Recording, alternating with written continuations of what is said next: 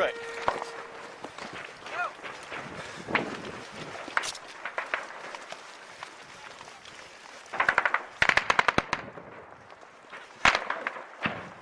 I signed up when I was in high school.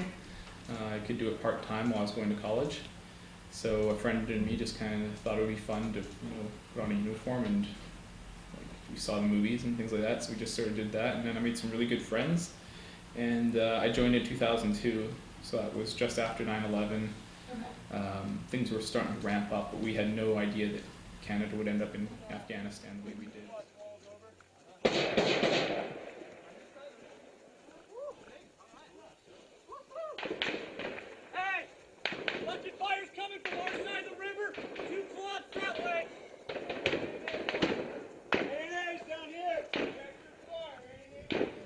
All these assumptions. Like I use the analogy. I think it was we thought it was going to be like a Gatorade commercial, right? Where you're jumping over a trench, throwing a hand grenade, shooting a machine gun, and exerting yourself to the last ounce of strength to achieve a mission. When it wasn't like that at all. It was very much slow paced. Driving in convoys for hours on end, totally bored. Some action happens, it's over in a flash, and then you're sitting there again waiting for everything to continue on. So it was just a lot of boredom. Tiny bit of excitement around the combat, and the fear was that you wouldn't have the experience that we went over there to get.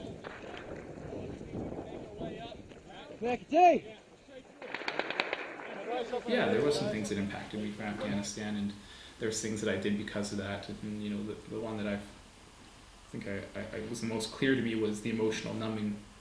In order to survive in Afghanistan and do these things, we would actually drive over minefields to complete our missions, and it was just part of the job. But I wasn't afraid when I did that, because I learned how to just suppress all the emotions. Question.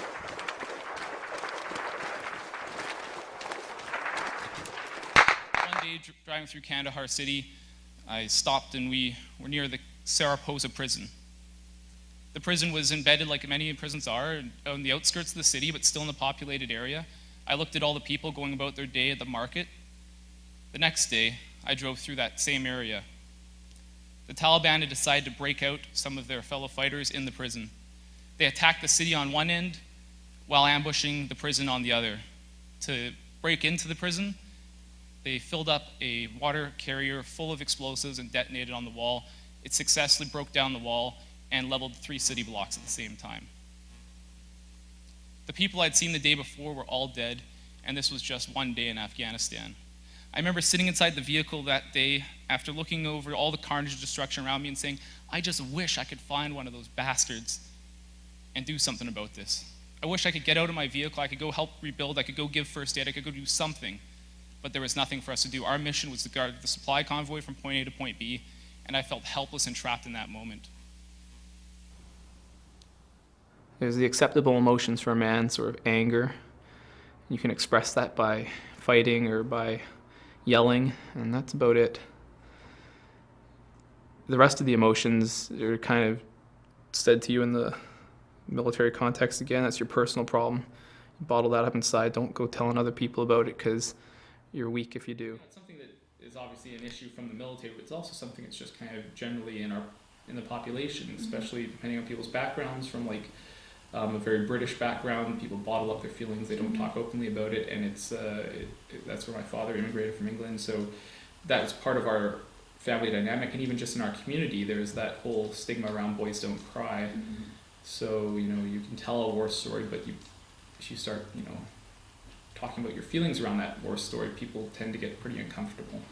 So once I came out of the program, I was now totally the opposite and starting to integrate these new skills. So I was definitely kind of up and down on the scale of expressing everything to then expressing nothing again, and it's about finding that balance.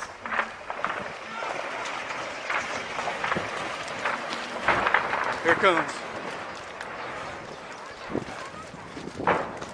My day to be tested did finally come about 3/4 of the way through my tour.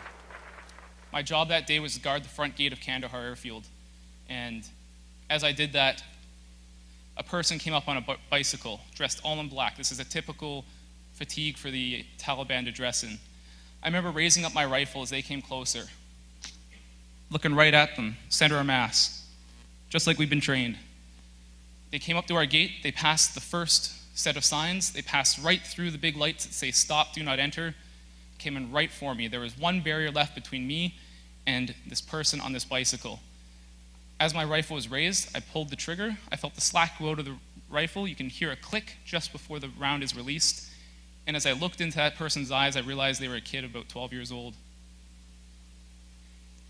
In a moment, I froze. The kid turned at the last second and drove back outside our camp.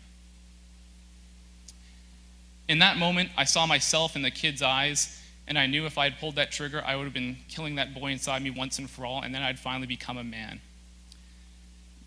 Thankfully, I didn't pull that trigger that day, but unfortunately also, I didn't become a man that day. I did become older. Well, after I took the program, I realized that I totally did need it, and that a lot of the stuff I realized about myself, many of my friends are going through as well. And once I started getting them to go through the program and seeing how much of a difference it was making in their lives, and the number of people who come to me after they've taken the program to shake my hand and say, like, thank you so much for riding me to get into this program. It's exactly what I needed. My relationship with my family's better. I'm now going on to a new career.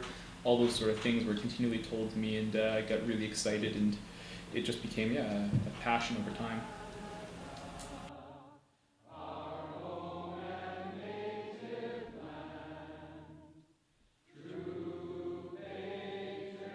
It's the coin ceremony for the Veterans Transition Network.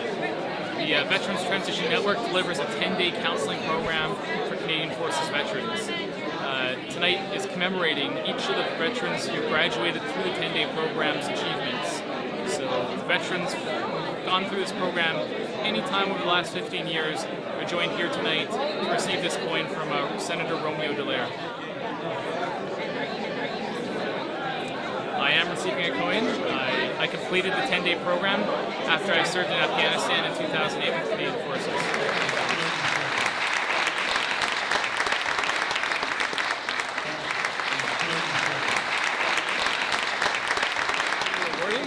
After I went through the program, I ended up working for the organization and actually taking it from where it was at UBC and starting a non-profit organization, the Veterans Transition Network.